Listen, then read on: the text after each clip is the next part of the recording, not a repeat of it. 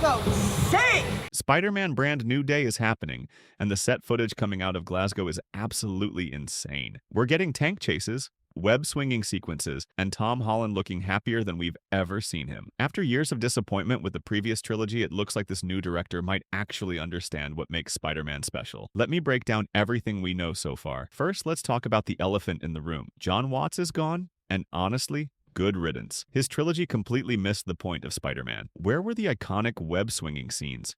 We got maybe one decent sequence in No Way Home's finale, and that was it. The new director, Destin Daniel Cretton, is clearly taking a completely different approach. The set footage shows Tom Holland actually web-swinging with practical effects during explosive action sequences. This is what we've been missing. Remember Andrew Garfield's amazing Spider-Man 2 web-swinging? Those sequences were legendary and still get used in fan edits today. Tom Holland looks genuinely excited in the behind-the-scenes footage. He's talking about how different this feels, how much he loves the new costume design, and how there's no pressure on him anymore. Reading between the lines, it sounds like he was probably frustrated with Watt's direction and is thrilled to be working with someone who actually gets the character. The plot details are getting crazy. We've got armored tank chase sequences with Spider-Man pursuing what's supposedly Punisher's vehicle through New York streets. This is lasting about 2 weeks of filming, so we know it's going to be a major sequence. But here's where things get interesting. The tone is reportedly going to be much darker, similar to Craven and Amazing Spider-Man 2. This actually makes perfect sense for Peter Parker's current mental state. We're finally going to see the depressed, struggling side of Tom Holland's Spider-Man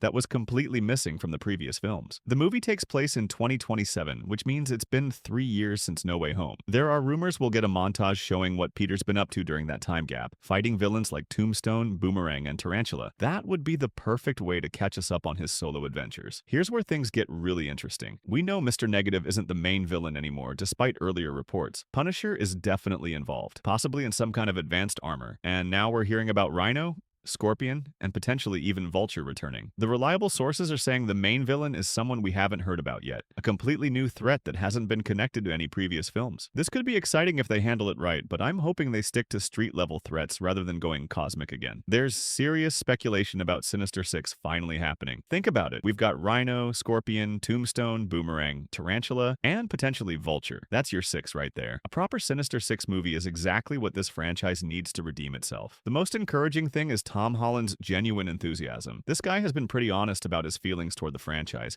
and if he's this excited, the script must be solid. He previously said he wouldn't return unless the story was worth telling, so his enthusiasm is a great sign. Destin Daniel Cretton proved with Shang-Chi that he can handle character development and action sequences. If he can make us care about a relatively unknown character like Shang-Chi, imagine what he can do with Spider-Man, who already has our emotional investment. The practical effects focus is also huge. Previous films relied too heavily on CGI for the web swinging, making it feel weightless and fake. Getting back to practical stunts and real locations should give us those iconic Spider-Man moments we've been craving. Look, I'm cautiously optimistic about Spider-Man Brand New Day. After 3 disappointing films that never really captured what makes Spider-Man special, it feels like we're finally getting a director who understands the character. The darker tone, the practical effects, Tom Holland's obvious excitement, and the potential for Sinister Six all point toward this being the Spider-Man movie we've been waiting for. We're still waiting to learn who the main villain is, but honestly, with this much talent involved and this level of ambition, I think we're in for something special. What do you think? Are you excited for the new direction, or do you miss John Watts' approach? Let me know in the comments below, and don't forget to subscribe for more Spider-Man updates. See you in the next video.